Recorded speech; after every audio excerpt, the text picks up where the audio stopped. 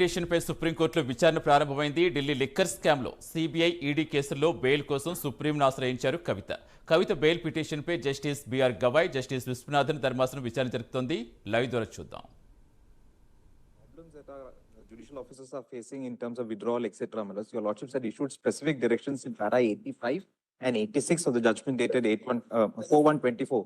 Your Lordships will say that the High Courts will make that compliant, because your Lordships have directed them to have standard operating procedures, put it on the website, say how well they can medical paragraphs 85 and 86 below. Those directions, your Lordships will just reiterate. High Court, the committees of judges in the High Courts, constituted in pursuance of the order dated 4 January 2024, shall in particular ensure that a standard operating procedure, as mandated in paragraphs 85 and 86 of the order, is duly put into place in any event by 30th September 2020.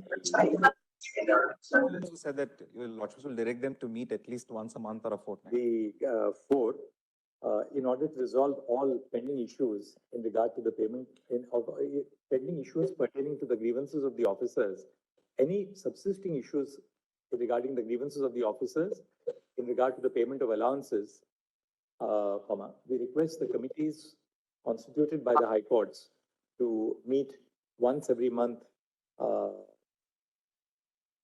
so that the grievances are resolved expeditiously. I think we'll say once every month. My lord, I filed an application seeking your Lordship's permission to recommend to the government for increasing the retirement age to 61. Should we get into that? You can always do that, but you require us to give you liberty. Because of the What will happen is, as far as Telangana is concerned, its retirement age to 61. One minute.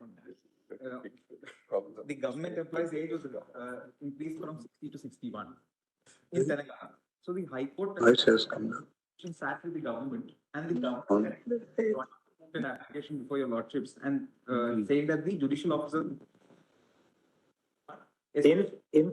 in Telangana. But that was with the concurrence of the government. The High Court, the judicial officers, and the government was at dialogue, because and your Lordship also agreed to it immediately. I remember that order. Although this commission had said that it's not going to recommend any increase in the retirement age, Because the government was willing to do it. Now there seems to be some concern for the state government. My lords, may I just take a minute to point out for the state? They have also increased it for their employees from 60 to 61 In Andhra. Question is whether that increase also must, the benefit of the increase must also be given to judicial officers. There are two reasons why it ideally should be. One, at the district judge cadre, we are now facing an extreme crunch. We don't get enough officers every year for recruitment across your Lordships knows that. Two, all the special courts that the different statutes mandate are all district judges. POCSO, CBI, politicians' courts, MPs, MLAs' courts are all manned by district judges.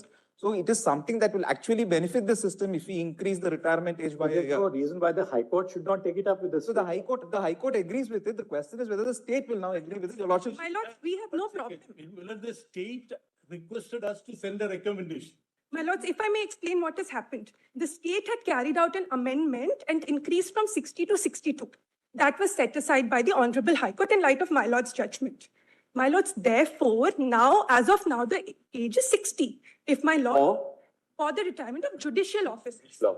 My lords, if my lords consider the application of the High Court may approach us and we will consider it in due course. My lords, it is a policy decision and a legislative amendment which must be carried out.